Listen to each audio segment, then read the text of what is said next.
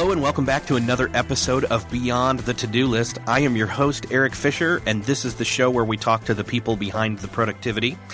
This week, I'm bringing my friend, Jim Woods, on the show, and in fact, he's here right now. So, welcome to the show, Jim. Thank you so much, Eric. Pleasure to be here. So, you've been a fan of the show for a long time. I think you probably heard maybe the first episode or two before we met in person way back when at September 2012 at Jon Acuff's Quitter Conference. Yeah, I love it. It's kind of like seeing it come full circle. It's great. Yeah. And so we got connected then, and, it was just like, hey, another online buddy to have, like we didn't know that, like, hey, we'd end up co-authoring a book together and more. So it's unbelievable. I can't. You never know what's going to happen next. And I think that's just a constant theme that's kind of popping out throughout my life and just so many other folks. The more you talk to, it just kind of is, who knows what's next in the journey. Well, I think it's also a test to the fact that you never know what's going to happen when you connect with people online as well as at these conferences, because, we, after meeting there, kind of got to know each other better online for a while. And then I said, hey, I'm coming back to Nashville for PodCamp Nashville back in, Right. It's been almost a year now, May 2013. And we kind of compared notes. We were like, hey, I have some ideas of like a short Kindle thing I want to write. And you were like, me too. And then we sat down and we're talking. And honestly, I don't know that what the ideas we had at that time are anything what we got near. I think that was I think we went far beyond what we thought we could do. And I don't think we'd have a book out yet if it weren't for the fact that we both worked on it together. I think you're right. And I think that we kind of almost had that built-in accountability to an extent. And it was amazing to see because I came to the conference. I'm like, hey, I've got this idea. I've got this idea, you said. And we kind of came together, just like a peanut butter and banana and bacon sandwich kind of thing. I don't know that I would make that. No, I would. I totally would. It's called the Elvis. There you go. See, I knew I liked that guy. And I think one of the things that struck me, though, as we talked about our ideas that were kind of still early in the formulation stage was we both realized, like, oh, you're doing a day job and doing stuff online. You also have a wife and 2 young kids. And, like, immediately it was like, hey, a kindred spirit, Absolutely. I think so many folks feel that way. I think it's kind of a common thread throughout. And honestly, a lot of the folks we really look up to, we don't know all the details of the personal life. Like, I don't know really much about Seth Godin at all, or I don't really know the details of, Michael Hyatt and his family. And, it's just, we want to find ways to connect with other people. And sometimes we don't have that because we don't have that, that personal relationship. Whereas you and I kind of built it over time. And the more we started, looking backwards, it's like, wow, we literally have so much in common just from, wanting to do creative things while working a day job, which means hustling in the margins. I mean, heck, I'm talking to you right now on my lunch hour, so there you go. Yeah. And I think one of the things that we just realized was there's so many people that are in this same boat and don't know how to decide what to work on, how to work on it, when to work on it, how to stay focused, and all that stuff. When we immediately started talking, we were like, well, you know what? We've got an idea here that's almost like one big awesome productivity book. Kick yourself in the butt with help of others and move forward and do something awesome. But it was like as we started to progress, we split it out into 3 different books. And then 2 books, and now back to 3 books, and anyway, we've learned a lot. Honestly, being totally transparent, we learned so much about just the self-publishing process, and there's still so much for us to learn, and I'm excited about that. Oh, absolutely. It was like self-publishing boot camp for a lot of it for me, and now I can answer questions that other folks have had, and it's just great to see because, like you said, almost, if you rewind 1 year, I don't think we could have predicted this, that we would have a book that we're both really, incredibly proud of. And that's been doing pretty well too, and I'm just really thankful and grateful. Yeah, and more that we're really excited about working on, which is even more awesome, absolutely. I think. I mean, for anybody out there, again, here's the thing. Here's the deal. This podcast is not meant to sound like it's one big long commercial for some book that we have. In fact, we'll stop talking about the book itself till the very end when we tell you to go grab it. But just honestly, it's exciting to know that if you've already grabbed the first book, it's out there updated. And we'll talk about that at the end of our conversation. But also, the one that we're going to do next, I'm actually more excited for that one. After we broke ground on the first one, it was like, oh, you mean we get to add all this extra cool stuff onto this new mansion? We just, we can make this house into a mansion? Awesome. You know what, Eric? I think what we really need to tell everyone is we struggle with these things too. Right. We all struggle with the same problems. And, boosting your energy, that is a huge topic. And anyone pursuing anything worthwhile is going to hit burnout. They're just going to, hit the wall, and they're going to get mad and sad and just want to, pack up shop. And if you can have that higher level of energy, by default, you're already going to do so much better. Your attitude's going to be better. And you're also going to have better focus. I think it's all interrelated. And I think that's what we're really going to hit on a lot on this next book, where, we want to segment our lives and to say, okay, well, I'm basically broken down into all these parts of that wheel of life, but you can't constantly gauge that. It's one person, and you're emotional too. So you really have to gauge these things. And also, for you and me, Eric, it's like, well, we're family first, and God first, and we also have jobs that help provide for us and our family, and we have this passion, this hustle that we're pursuing as well. So it's a really unique dynamic, and I think a lot of folks are in that boat too, and any way we can encourage them and empower them, that's fantastic. Yeah, definitely. And that whole wheel of life that we talk about in the book, it comes from Chris Locurdo most recently, but also before that Zig Ziglar, and just that whole idea of, again, we almost want to always, as we do, quote Crystal Payne, you can't change your entire life overnight. And so it's funny. We think we can, and we think we should, and we need to, but it's like you pick that one thing that's going to make the most of a domino type difference, that the discipline begets discipline, like she says, where you pick that one thing. And honestly, for me right now, that's health. It just is. Sure. And sure. like, you and I were talking, and I've been talking with Ben Dempsey, who's been like just an amazing, just emotional uplifter. And sure, honestly, he texts me and says, "Hey, buddy, how you doing?" And I'm like, I'm glad and I'm mad that you're in my face on my phone, Ben. Yes, but I love you. And So my wife and I have started talking again, and I've started doing, juicing, one juice in the morning. And honestly, this past few days, and I'm going to keep doing it, like my energy is up there, and magically, honestly, and this is scary, without much coffee at all. I was going to say the exact same thing. I'm actually juicing too. We can have our own little juice rant, I guess, in the book. There you go. But, you're not as dependent on coffee all day long. And it's amazing to not drink the whole mug. I'm like, whoa, what happened here? Whoa. Because coffee is a writer's fuel. But right. Yeah, it's amazing. And then as you start working out and you get, just that discipline going, by default, you're building that muscle, and you can make better decisions. And when you say no to the dessert, it's not as hard to say no to that really good project, but will draw your attention and focus away from the project you already halfway completed in.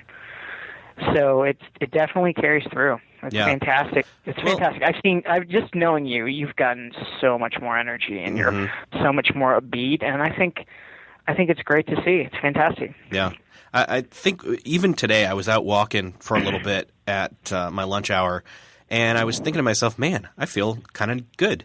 And I realized, you know what? Me saying no, there was something I had to say no to this morning. There was something I don't know what it was. It was a food thing. Like, it was sitting there, and I was just like, I didn't even have to say no consciously necessarily. It was more of a, as I was saying no to it, though, I was saying yes to the person that I'm going to be, the person I am that I am going to be as well, you know? Right, right.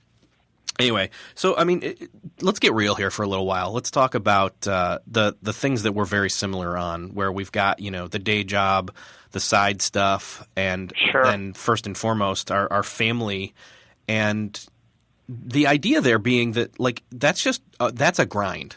Like, some people have these jobs that they just despise, and luckily you and I don't, like, you know, loathe our day jobs. In fact, I actually like the people I work with right now the most that I ever have in my whole life. So that's, you know, I feel blessed. But that doesn't mean that, like, I'm not worn out from having even if you love your job. Here's the thing. Even if you love your job, you could spend energy doing awesome work all day long and then have also the need to have energy and time and focus on your family even in the evening. And then if you want to do other stuff on top of that you feel called to do, how the heck do you fit that in and even pay attention to it? You know, Eric, I wish I could say there's one simple answer for this, but I don't think there is. I think there are several answers. Number one, what good habits do you have in place? What good habits do you have in place? A lot of us, you know, I don't think we have great habits in place. I don't know if we've ever taken the time to intentionally think about, okay, well, what am I going to do right after work? A lot of it, you know, we just kind of let things happen to us. I intentionally spend as much time, you know, with my kids. While they're awake, I'm pretty much with them and with my wife. But when they go to bed every single night, it's like, okay, it's go time. I'm going to go do some writing. I'm going to focus on something that I can, at least, even if it's just mapping out what I'm going to do the next day, I'm going to spend some time and focus on that work. Mm-hmm. Otherwise, I know it's just simply not going to get done. And I've really become passionate about using my commute in a very wise manner. And by that I mean, I ride the bus, and I've got my laptop on the bus. I'm, like, typing and banging away on ebooks and writing blog posts on the bus. And it's like, you know, this isn't ideal, but it's also a great, you know, quiet space where I can just focus on that. And it's almost like it's an action trigger for me, really. You hop on the bus, you go to work. You know, it's almost like I'm clocking in when I, you know, swipe the bus pass, kind of. And it's really worked out well for me. Assuming, this is the assumption, assuming I'm getting enough sleep. Because my son, last December, right around Christmas, he was teething and he was just not sleeping well, so therefore I wasn't sleeping well. And we love to push it to the limit and just say, I can do this, I can go, I can keep pushing. Truth is, sometimes we just have to flat out take a break and, you know, hang up the work boots for a little while, and there's no shame in that. But fear loves to tell us that if you stop at any point, you will just never go back, or you'll just fail because you stopped for a while. So I know it's kind of a long answer, but, you know, having good habits in place is huge, and also just knowing when to take a break is really important, so you don't just, you know, essentially do more harm than good, really. Yeah. Well, and honestly, that's the whole idea behind, you know, when we were in the thick of the creation of the first book, we kept saying, this is a season. Once we get this one done, and then we market it for a bit, we'll take a little bit of time, we'll regroup, we'll relax. We at that time, we didn't know we were going to do the whole rebranding of the first book, but I'm glad we did. And I think people will be glad too, but it's just, we forget that things are so seasonal when it comes to the fact that, you know, for example, here, let me talk about this. The fact that real life application, we've had so many either 2-hour delays or snow days here in Indiana, and since the beginning of January. And so the school corporation says, all right, well, we're going to add a half hour onto the school day in the morning and a half hour at the end of the day. Suddenly, my daughter is at school an extra hour a day. Not only does she have to get up earlier, she also is there later.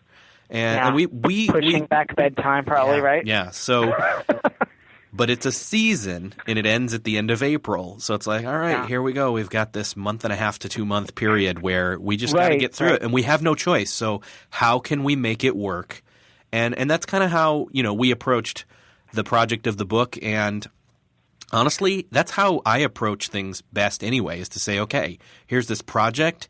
It's this time to this time. Here's me working on it. Extra hustle, getting up at 5 a.m. or working up at, working late at night, whatever works best for you. There's no one silver bullet that way, in terms of getting up or staying up late either.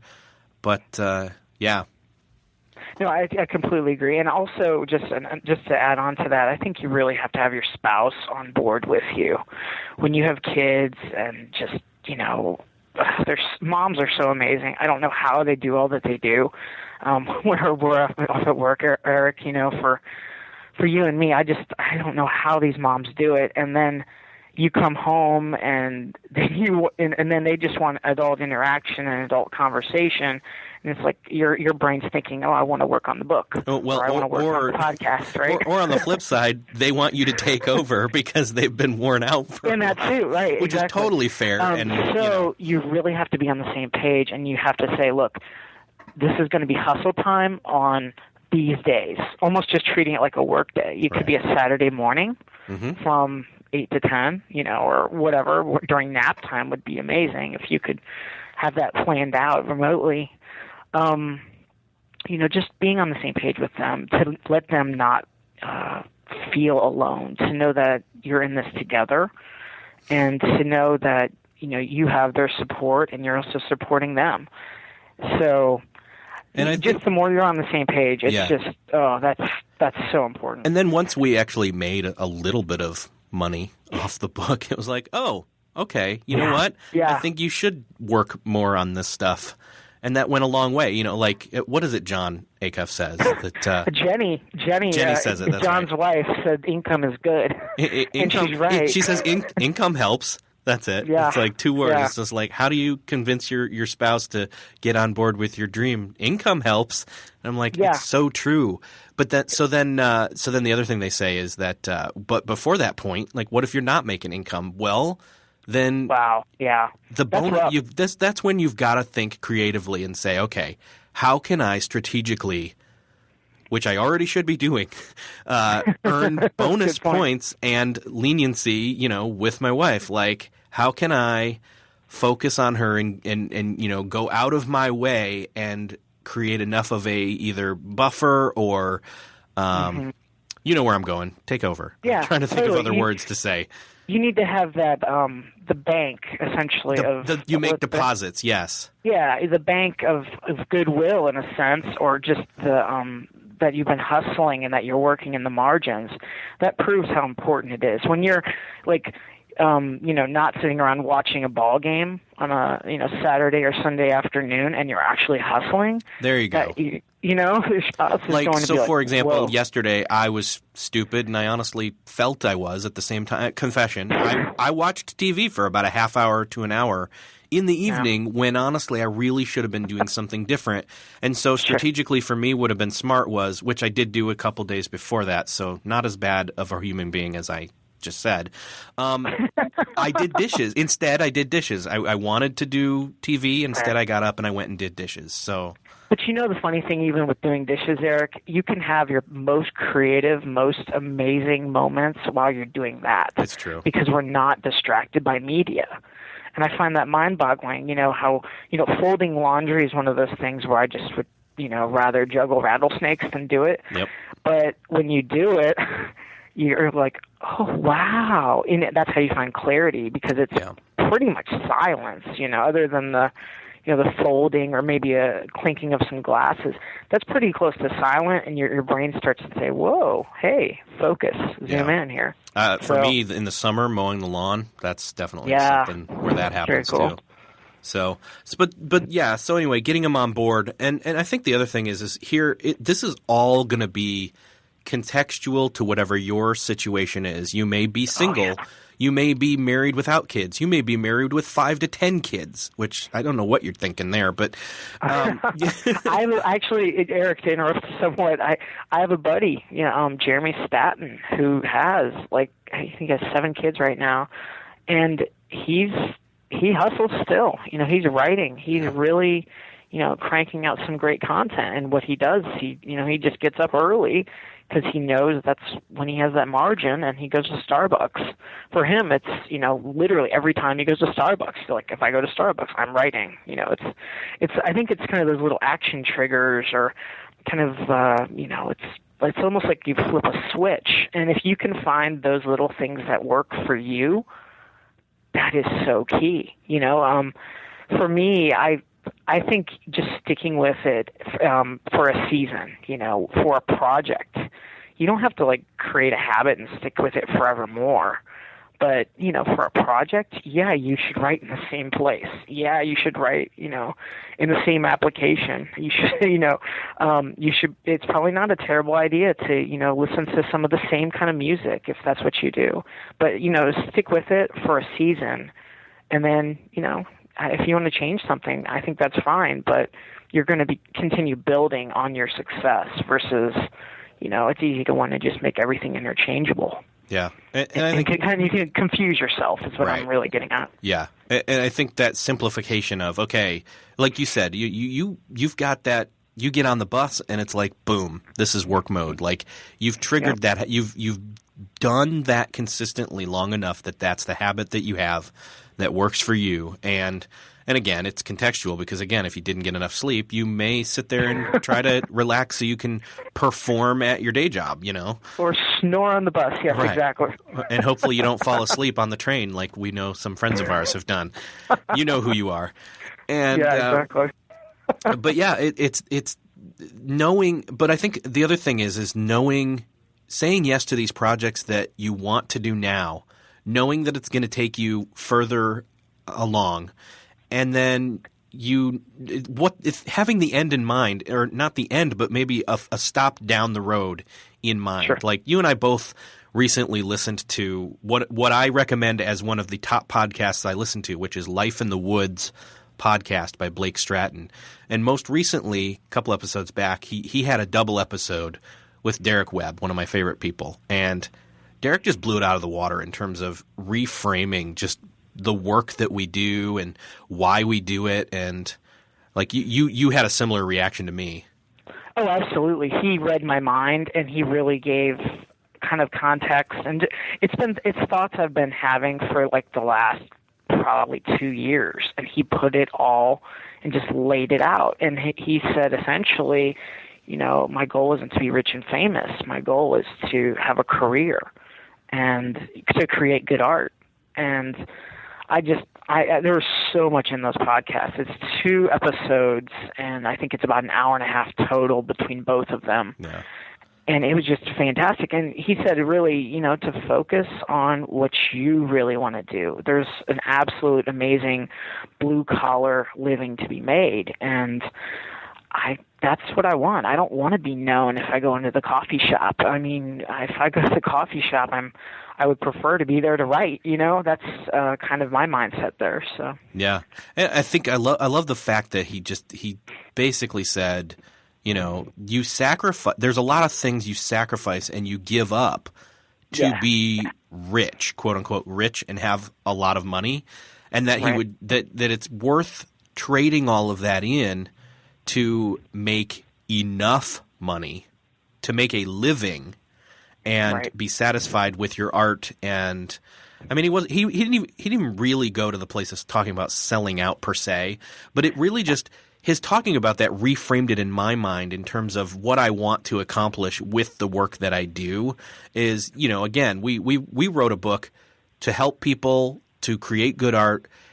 And it's great that people want to buy it and support us to do more of that same thing, but we're not looking to get rich off it. And in fact, that's the opposite of what we want to have happen. We want to remain I'm remembering right now that there was somebody there's a podcast I listen to. It's all about comedians and stuff, and one of them says to the other, he says there's this old line about comedians where comedians only stay good when they don't stop riding the bus.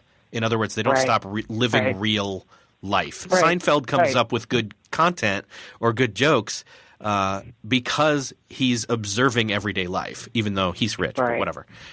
So I just threw it all. But essentially, you don't live in a bubble. You're still engaged. Exactly. Absolutely. So. And I think that's my biggest takeaway. And two, a lot of it is, what do you define as your success? You can be a musician and say, I want to sell a lot of records. Well, what's a lot? I mean, 100 could be a lot to some folks, could be 1,000, could be 1 million, could be 5 million. Define your success. Put the bullseye on what you want as your success and just label it, you know? And for me, it's more about, not a number value so much as what's enough. What do I have to hit for it to be enough? And that's not that's not a lowering of expectations. That's actually setting a realistic end point so that you can move on to the next thing and continue to do other things. It's kind of right. It's kind of like that least effective dose. You don't need to take 5 Advil. 2 is good. Yeah.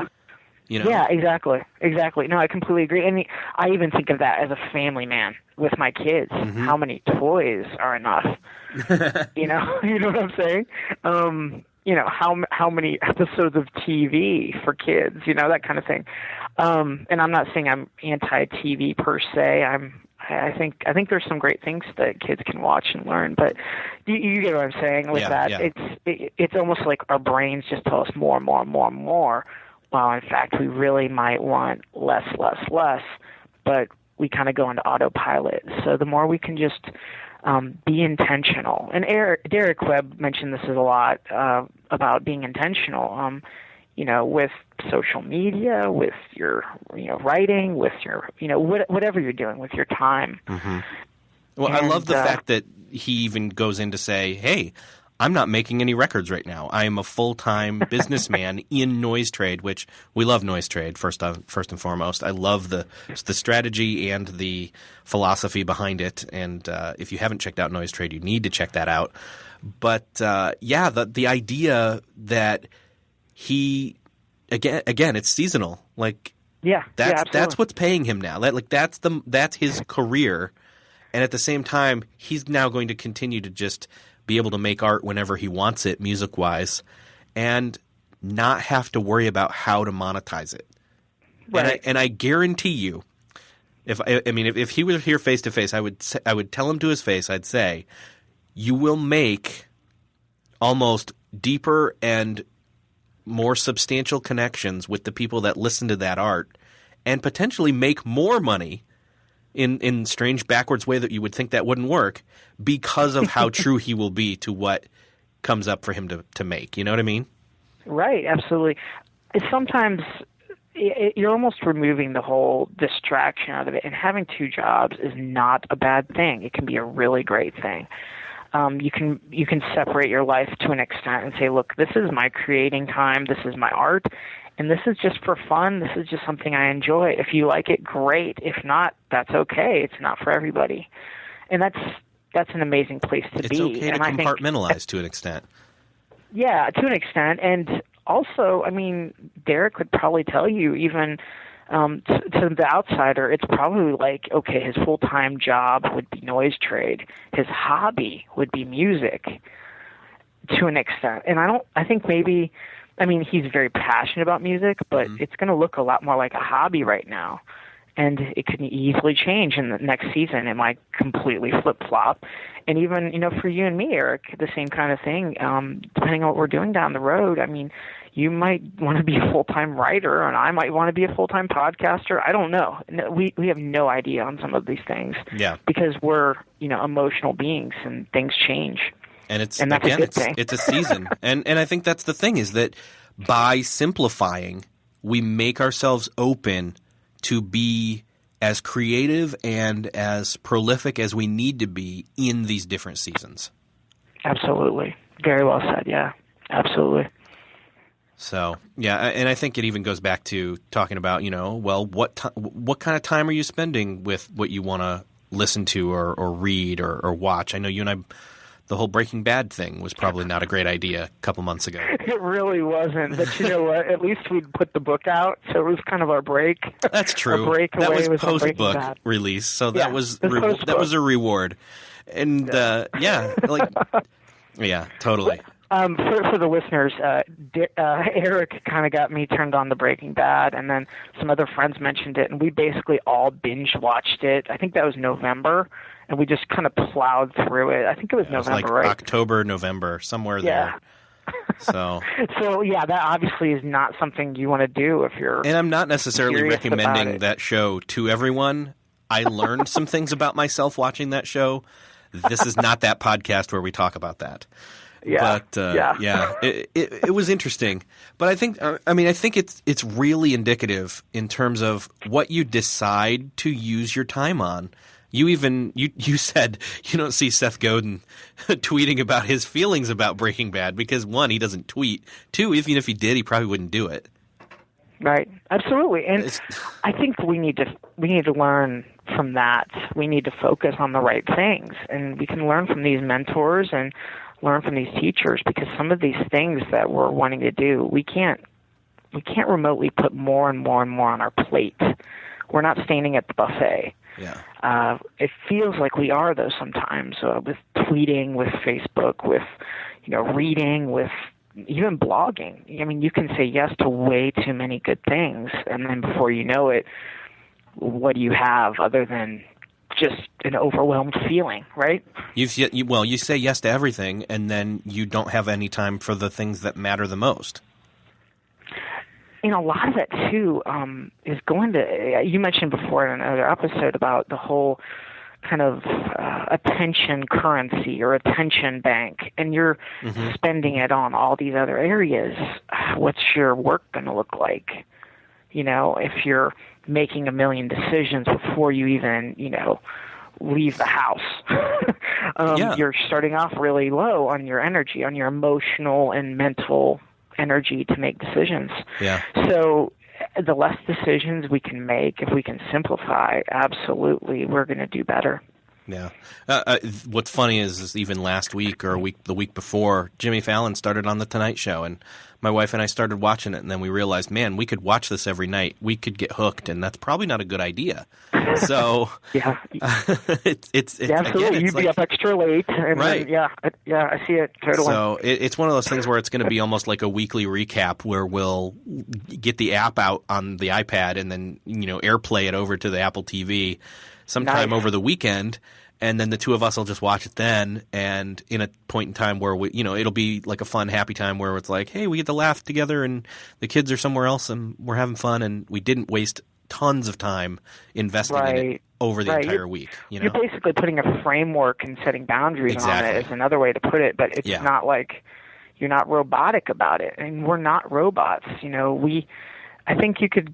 One thing I've learned about myself, I need some kind of motivation. I need some kind of reward. I need something. I need to have that, carrot dangling out in front of me, and it has to be, relatively attainable.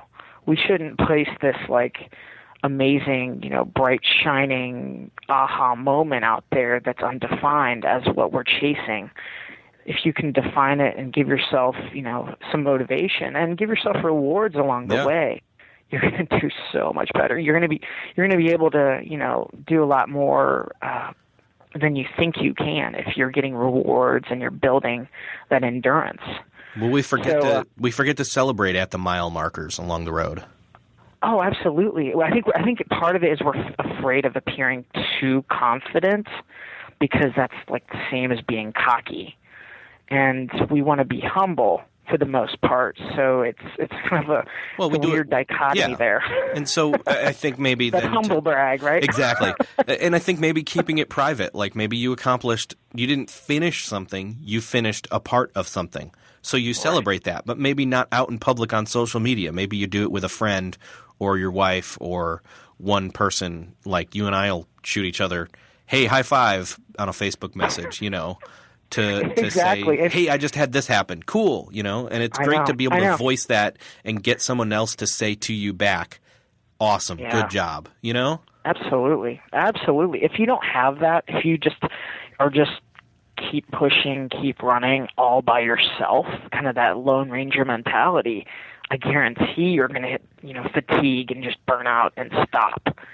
And you're going to be angry and bitter, and it's just a nasty cycle, because I've been there, done that a few times, because you need the support around you. You need that encouragement. And that's one thing I think we really, really strive for in the book, to be encouraging, to be really cheering the reader on, and that, you can do this. And even if you don't hit your goal, your first goal, that's okay.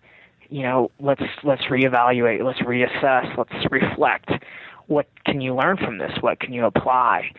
And I think it's just I've never seen it before personally, where someone kind of almost just takes you through the process step by step. So yeah, it's not afraid to ask you the tough questions, but at the same time, it's not going to be the whole tough love mentality. It's very much encouraging and motivating and saying you can do it. And we wanted to go with that route with it because ultimately we actually got negative reviews on Amazon because of this, saying, "Oh, it's too fluffy, it's not good enough." Because they were like, "Well, shoot, I can sit down and read through this in one sitting." And I'm like, "Good. That's the problem." You don't understand. Do that. And then also, some people may need to go day by day and read, one entry at a time, day by day, because it's hard to start moving if you've been sitting still for so long. So. Absolutely. That's such a great point. And I think there's a lot of fear there, especially when you're comfortable. Being comfortable can just leave you, and you won't move. You won't move forward. So if you just focus and say, okay, well, why do I want to set this goal? Why do I want to move forward? And then you have some fuel for your fire, and then you can go forward and move step by step. And one thing, we really did try to make it as practical and down to earth as humanly possible, because I think so much of this productivity can just be a big, just such a cloudy thing up in the sky. It can feel very theoretical and theoretical, and just it feels like perfection. And we're not aiming for perfect yet. No way. We're just aiming to get moving and get better. It falls in between either being way too theoretical when you talk about it, or it's so concrete and talks as if you have to be perfect and do it just this certain way, that we wanted to kind of take a middle ground through that. Yeah, so. absolutely. And even when the book was done, honestly, then we realized later, hey, you know what? We could be a bit more clear on, 1, the title, 2, the cover, and 3, the intro and some of the content. And so then we rebranded the book, and we literally just got done with that, 2 weeks ago now? Yeah, 2 weeks. Yep. And so it used to be called Beyond the To-Do List Goals. And actually it used to be called Beyond the To-Do List Volume 1 Goals, which is a stinking mouthful, honestly. So we shortened it once, and we actually shortened it again. And now it's called Ready, Aim, Fire, A Practical Guide to Meeting and Achieving Goals. And it's just it's so much more focused and concrete. So I think so. And we both added some new content to it to really just round it out and make it look better, just to fill any gaps, because that whole perfectionism thing, I think honestly we probably could have kept tweaking and improving, and before you know it, you're not even moving on. You have to cross the line and say, okay, it's time to ship.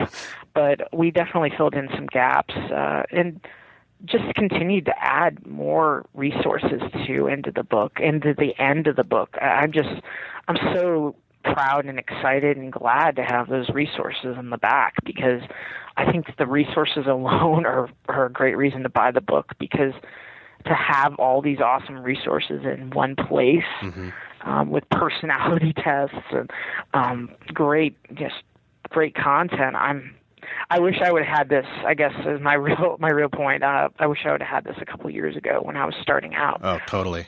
Yeah, I was just talking to – I work at a college, and I was talking to some college students this morning, and I just said to them, look, I wish I had some of this productivity stuff back when I was a student. And that was partially why we wanted to go back in, is we realized, you know what, there's kind of this thread, this thematic idea of your goal is your target, and so getting ready by getting prepared, and then taking aim and picking which goal, and then firing the actual execution.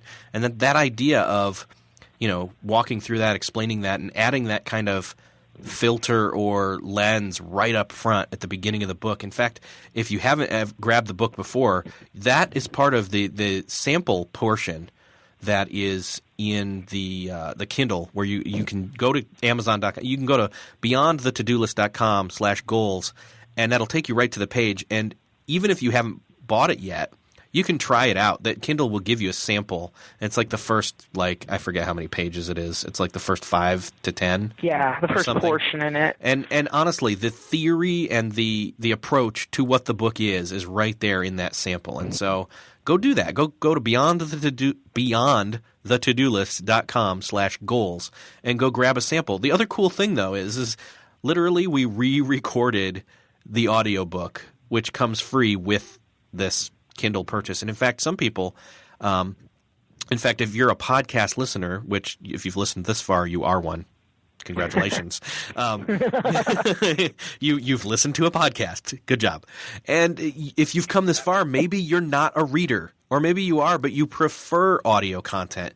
I don't care. Either way, preferentially, we've given you both options. So for the $4.99 price that it's currently at, you can go to that link I just gave, beyondthetodolist.com/goals. And some people, they will pay that $4.99. And they don't have a Kindle, and that's fine. You can open up this book on any device because Amazon has Kindle apps for everything. But they'll go in to the last page of the book and go to the URL and grab the password. Or actually, there's no password now. You just go to the URL and go to the landing page, and the audiobook is right there to download. And so maybe that's what you want to do. So as a podcast listener, the audiobook is available for the exact same price. Look at it either way you want to. That you get the audio, you pay for the audiobook and get the Kindle app, the Kindle book version for free, or the other way around, or it's a combined price for both of them. Either way, go grab it, check it out. And if you fall in love with it, we do have an affiliate program too now for the book, if you are interested in that, because the book is also available on PDF on readyaimfirebook.com, readyaimfirebook.com. Just gives a little more details about the book itself. I really hope that a few folks will find it really, really useful and encouraging, and hope that it can help them just continue to move forward toward their goals. I really think it will. I think it'll be encouraging, and I know Eric and I both are just really excited to hear some feedback, hear what's been accomplished from this book. I mean, we won't waste your time by reading through a bunch of different reviews or testimonials that were not fake or paid or anything. Like, literally, we were surprised and encouraged by the people that chimed in and said, "Hey, thank you so much for putting this out there. It's got me moving again." You know, and what was even cooler was the other day, a couple weeks ago, or last week actually, it was Dave Ramsey himself. He says, "You hit what you aim at, so aim on purpose. Ready, fire, aim is how normal people live. Don't be normal. Live intentionally." And I saw that, actually, Ben Dempsey again, he saw that and he said, "Hey, look at this." And I asked Dave, I said, "Hey, can I use that quote just to post it on, as context, not as an endorsement, but as context." Right. And it's so true. If we don't aim at anything, we get nothing. And a lot of people have these steps backwards where they fire, but then they don't aim. And again, that's what the book's for. So anyway. Yeah, no, absolutely. Totally agree. And I think just that step-by-step process, I really, man, I just wish I would have had this a few years ago. And I think it could have saved me from literally being burnt out.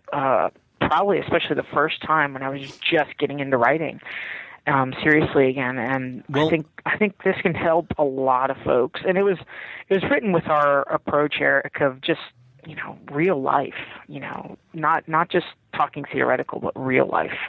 Yeah, and honestly, even having this a few years ago would have helped me and my friend Rob back when we used to do other podcasts, and we pod faded like 3 different times. Where we'd record for a while, and then we'd be gone for like 9 months. And then we'd come back, and then we'd be gone. And it was like, we didn't build a sustainable model. Like, he and I were so like, oh man, we want to be awesome at this. We're having fun doing it, but we're not making any money. We're not doing it consistently. Anyway, I wish everybody has that point in time where they need that encouragement or that guidance or whatever. We really hope that this book just becomes that for you. And again, if you haven't read it, go grab it. 2, if you have, shoot Jim and I a message and just let us know, because we would love to hear from you, like the others that have let us know, what kind of difference the book's made for you. And we're sure that it's going to do something for you because others have said that it's helped them. So where should they contact you, Jim? You can shoot me an email at jimwoodswrites@gmail.com, or just catch me on Twitter, Jim Woods Writes. That's me. And I'm Eric Fisher, ERIK, the letter J, FISHER. This has been another episode of Beyond the To-Do List. Again, consider this episode sponsored by our book. And to support this show and to support Jim and support me and my bacon habit, go grab the book. It's at beyondthetodolist.com/goals, where you can grab that at Amazon, and Ready, Aim, Fire book if you're interested in finding out where else you can get the PDF or the audiobook version. Thanks so much.